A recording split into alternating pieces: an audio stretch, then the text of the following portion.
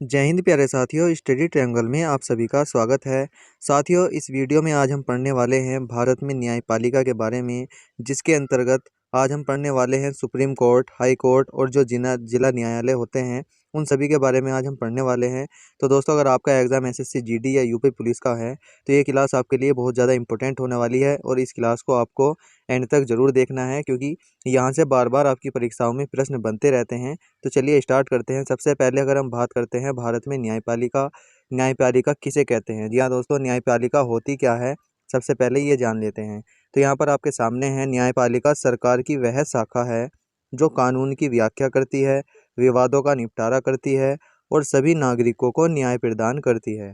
न्यायपालिका को लोकतंत्र का प्रहरी और संविधान का संरक्षक भी माना गया है। कभी कभी आपसे परीक्षा में ये प्रश्न मालूम कर लेता है कि न्यायपालिका को क्या कहा जाता है, तो इसको हम लोकतंत्र का प्रहरी या फिर संविधान का संरक्षक भी कह सकते हैं। अगर हम बात करते हैं न्यायपालिका की, तो भारत में न्यायपालिका का यहाँ पर आप पिरामिड देख सकते हैं, कुछ इस प्रकार से ये बना हुआ है। और यहाँ पर सबसे ऊपर अगर बात करते हैं तो सुप्रीम कोर्ट, जिसको हम उच्चतम न्यायालय बोलते हैं, ये भारत में केवल एक है। उसके बाद है उच्च न्यायालय, जिसको हम हाई कोर्ट बोलते हैं। यह है भारत में वर्तमान में अगर बात करें तो यह है 25 है। और उसके बाद जिला न्यायालय आते हैं। हर जिले में एक जिला न्यायालय होता है और उसके नीचे ग्राम स्तर के न्यायालय आते हैं। इस प्रकार से हमारी न्यायपालिका का जो पिरामिड बना हुआ है, इसके बारे में आज हम पढ़ने वाले हैं। तो चलिए स्टार्ट करते हैं। सबसे पहले अगर हम बात करते हैं, यहाँ पर आप देख सकते हैं जो भारत में सुप्रीम कोर्ट या जिसको हम सर्वोच्च न्यायालय बोलते हैं, उसकी स्थापना कैसे कैसे हुई है, इसके बारे में जानते हैं। दोस्तों, अगर आप बात करें, भारत में लोकतांत्रिक गणराज्य की स्थापना 26 जनवरी 1950 को, यहाँ पर आप देख सकते हैं 26 जनवरी 1950 को भारत में लोकतांत्रिक गणराज्य की स्थापना हुई। उसके 2 दिन बाद, जो कि 28 जनवरी 1950 की डेट थी, उसके दिन सर्वोच्च न्यायालय, जिसको हम सुप्रीम कोर्ट बोलते हैं, वह अस्तित्व में आया। इससे पहले वर्ष 1937 से लेकर 1950 के दौरान संसद भवन का जो चैम्बर ऑफ प्रिंसेस था, उसमें फेडरल कोर्ट ऑफ इंडिया कार्यरत था। मतलब सुप्रीम कोर्ट से पहले फेडरल कोर्ट ऑफ इंडिया कार्य करता था, जो वर्तमान में सुप्रीम कोर्ट कार्य करता है। उच्चतम न्यायालय का उद्घाटन संसद भवन परिसर में चैम्बर ऑफ प्रिंसेस में हुआ और वर्ष 1958 तक यह वहीं पर कार्यरत रहा। जी हाँ दोस्तों, यहाँ पर सुप्रीम कोर्ट बन गया था, लेकिन ये कहाँ पर था, चैम्बर ऑफ प्रिंसेस में ही था सन 1958 तक। और सन 1958 के बाद हमारा वर्तमान में जो सुप्रीम कोर्ट है वो नई दिल्ली में है। ये बात आप लोगों को याद रख लेनी है। आगे अगर हम बात करें तो यहाँ पर आ जाएगा हमारा सुप्रीम कोर्ट। सुप्रीम कोर्ट की अगर बात करते हैं तो भारत के संविधान में भाग 5 में सुप्रीम कोर्ट के बारे में बताया गया है, सर्वोच्च न्यायालय के बारे में बताया गया है। अगर भाग 5 की बात करते हैं, अनुच्छेद 124 से लेकर 147 तक सुप्रीम कोर्ट के बारे में भारत के संविधान में बताया है। अगर यहाँ पर अनुच्छेद 124 की बात करें तो क्या बताया गया है, यहाँ पर आप देख सकते हैं अनुच्छेद 124 में सुप्रीम कोर्ट की स्थापना और गठन की विवेचना अनुच्छेद 124 में है।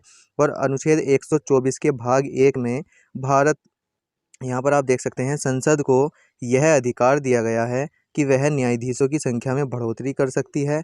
और यहाँ पर अगर मूल संविधान में इनकी संख्या की बात करते हैं तो सुप्रीम कोर्ट में जो न्यायाधीश होते थे वे 8 होते थे, एक मुख्य न्यायाधीश और 7 अन्य न्यायाधीश। तो इसीलिए हमने इसको 1+7 इस तरह से लिखा है। एक मुख्य न्यायाधीश होता था और यहाँ पर 7 जो होते थे वो अन्य न्यायाधीश होते थे। अगर बात करते हैं पहले चीफ जस्टिस ऑफ इंडिया, पहले मुख्य न्यायाधीश कौन थे, तो यहाँ पर आप देख सकते हैं हीरा लाल जे कानिया जी जो थे, ये भारत के पहले चीफ जस्टिस ऑफ इंडिया थे। ये बात आप लोगों को याद रख लेनी है। आगे है यहाँ पर, आगे आपके सामने है न्यायाधीशों की संख्या में बढ़ोतरी कब कब कैसे कैसे हुई। मैंने आपको बताया जब मूल संविधान था, शुरुआत में भारत के संविधान में या सुप्रीम कोर्ट में जो न्यायाधीशों की संख्या होती थी वो 8 होती थी। एक उसमें मुख्य न्यायाधीश होता था और 7 अन्य न्यायाधीश होते थे। लेकिन वर्तमान में अगर हम यहाँ पर बात करें तो अब वर्तमान में 34 है। और किस प्रकार से यह बढ़ी, इसके बारे में हम जानेंगे। तो सबसे पहले बात करते हैं सन 1950 में, जब हमारा देश आज़ाद होने के बाद हमारे देश गणतंत्र हुआ, उसका संविधान लागू हुआ। उसके बाद जो मूल संविधान में थे यहाँ पर 8 यहाँ के न्यायाधीश थे। उसके बाद सन 1956 में कुछ संशोधन हुआ, यहाँ पर एक मुख्य न्यायाधीश और 10 अन्य न्यायाधीश, ये टोटल 11 हुए। 1960 में यह 14 हुए। 1977 की बात करें तो यहाँ पर 17 और 1 18 हो गए। 1986 में 26 हुए और सन 2009 में यह 31 थे। और वर्तमान की अगर बात करते हैं सन 2019 में इनकी संख्या को फिर बढ़ाया गया और यहाँ पर 34 हो जाएंगे, एक मुख्य न्यायाधीश और 33 अन्य न्यायाधीश। इन सबको आपको याद रख लेना है, क्योंकि परीक्षा में आपसे बार बार यह मालूम कर लेता है कि कौन से वर्ष में कितने न्यायाधीशों की नियुक्ति की गई थी या कितने न्यायाधीश सुप्रीम कोर्ट में बढ़ाए गए थे। नेक्स्ट यहाँ पर है, आगे आपके सामने है अनुच्छेद 124 का जो दूसरा भाग है उसमें क्या लिखा हुआ है। उसमें है राष्ट्रपति को अधिकार दिया गया है कि वह न्यायाधीशों की नियुक्ति कर सकता है। राष्ट्रपति जो है उसको यह अधिकार है, वह न्यायाधीशों की नियुक्ति कर सकता है।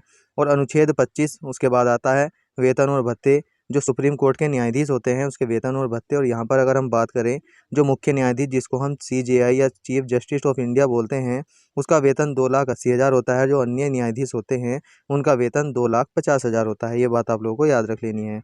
और ये वेतन की अगर बात करते हैं, यह वेतन कहाँ से दिया जाता है, तो यह वेतन भारत की संचित निधि से दिया जाता है, जिस पर केंद्र सरकार का अधिकार होता है। और भारत के संविधान में जो संचित निधि है उसका वर्णन अनुच्छेद 266 में किया गया है।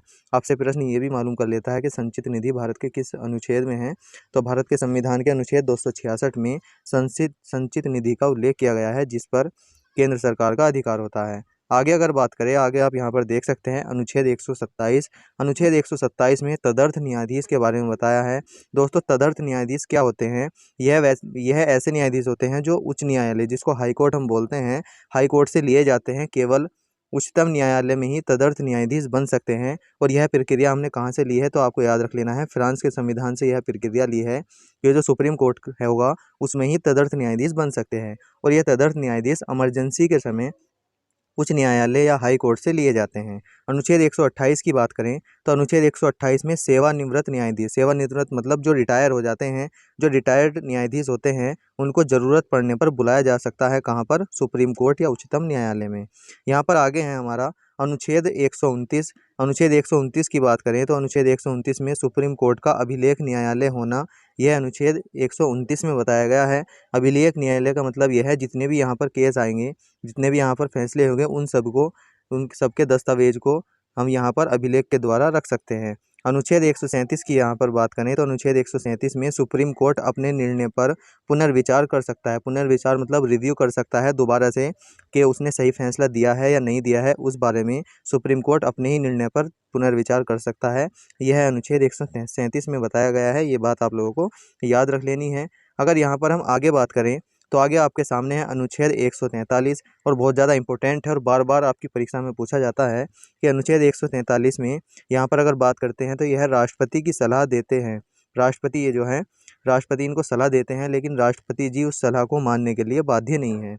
मतलब जो सुप्रीम कोर्ट के न्यायाधीश होंगे उनसे राष्ट्रपति सलाह ले सकते हैं, लेकिन राष्ट्रपति जी उसे सलाह को मानने के लिए बाध्य नहीं है। सुप्रीम कोर्ट की पहली महिला न्यायाधीश की अगर हम बात करते हैं, तो फातिमा बीबी आप लोगों को याद रख लेना है, जो कि 1989 से लेकर 1992 तक रही थी। और मैंने आप लोगों को बता दिया है, जो सुप्रीम कोर्ट के पहले मुख्य न्यायाधीश थे वे कौन थे? हीरालाल जे कानिया थे। और अगर यहाँ पर बात करते हैं सुप्रीम कोर्ट का सबसे लंबा कार्यकाल किस न्यायाधीश का रहा है, तो यहाँ पर YV चंद्रचूड़ का नाम आप लोग याद रखेंगे। और सबसे छोटे कार्यकाल की बात करते हैं, तो कमल नारायण सिंह इनका नाम है। केवल 18 दिन का कार्यकाल इनका मुख्य न्यायाधीश के रूप में रहा है। पहले दलित मुख्य न्यायाधीश की बात करते हैं, तो इनका नाम है KG बालाकृष्णन। और वर्तमान की अगर बात करते हैं, तो वर्तमान में धनंजय वाई चंद्रचूड़, या जिसको हम DY चंद्रचूड़ भी बोल देते हैं, ये 49वें नंबर के आप लोगों को याद रख लेना है, भारत के मुख्य न्यायाधीश है या सुप्रीम कोर्ट के मुख्य न्यायाधीश हो जाएंगे। आगे अगर बात करें, तो आगे आपके सामने है उच्च न्यायालय। जी हाँ दोस्तों, जिसको हम हाई कोर्ट बोलते हैं। जो सुप्रीम कोर्ट के बाद हाई कोर्ट आते हैं, उसके बारे में अब हम पढ़ने वाले हैं। तो अगर यहाँ पर बात करते हैं, तो जो उच्चतम न्यायालय होता है, जिसको हम सर्वोच्च न्यायालय बोलते हैं, उससे नीचे जो हमारा न्यायालय होगा उसको हम उच्च न्यायालय या फिर हाई कोर्ट बोलेंगे। राज्य के स्तर पर सर्वोच्च न्यायपालिका है। जी हाँ दोस्तों, जो सुप्रीम कोर्ट होता है वो पूरे देश के स्तर पर सर्वोच्च होता है, लेकिन जो हाई कोर्ट होता है वह राज्य के स्तर पर सर्वोच्च न्यायपालिका होती है। अगर बात करते हैं हाई कोर्ट की, तो सबसे पहले 3 हाई कोर्ट भारत में बनाए गए, कोलकाता, मुंबई और मद्रास में। सन 1862 में 3 हाई कोर्ट बनाए गए थे, लेकिन जो चौथा हाई कोर्ट था 1866 में बना, इसको हम इलाहाबाद हाई कोर्ट बोलते हैं। भारत का यह सबसे बड़ा हाई कोर्ट है, ये बात आप लोगों को याद रख लेनी है।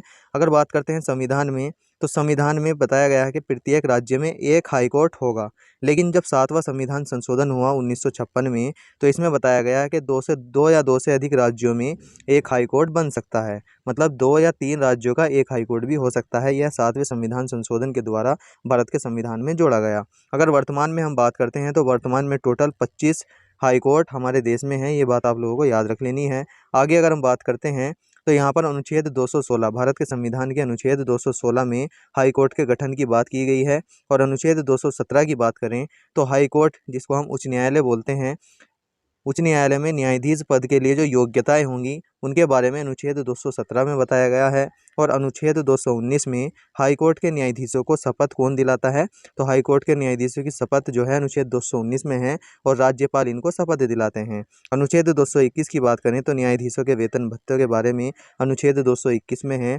और अनुच्छेद 222 बहुत ज़्यादा इंपॉर्टेंट है, बार बार परीक्षा में आता रहता है कि एक न्यायाधीश का दूसरे किसी हाई कोर्ट में भेजना जो है, या एक न्यायाधीश का दूसरे हाई कोर्ट में ये ट्रांसफ़र करना जो है अनुच्छेद 222 में बताया गया है।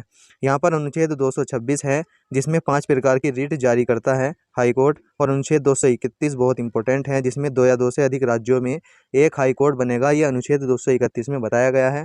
दोस्तों, अगर आपको वीडियो अच्छी लग रही है, अगर हमारे पढ़ाने का तरीका अच्छा लगता है तो हमें ज़्यादा से ज़्यादा शेयर कीजिए और अपने भाई बहन और दोस्तों में शेयर कीजिए जिनकी हेल्प हो पाए उनके एग्ज़ाम में। तो चलिए आगे चलते हैं। आगे अगर हम बात करते हैं, यहाँ पर आपके सामने है अधीनस्थ न्यायालय, जो कि जिसको हम जिला न्यायालय भी बोलते हैं। अनुच्छेद 233 के अंदर इनका वर्णन किया गया है।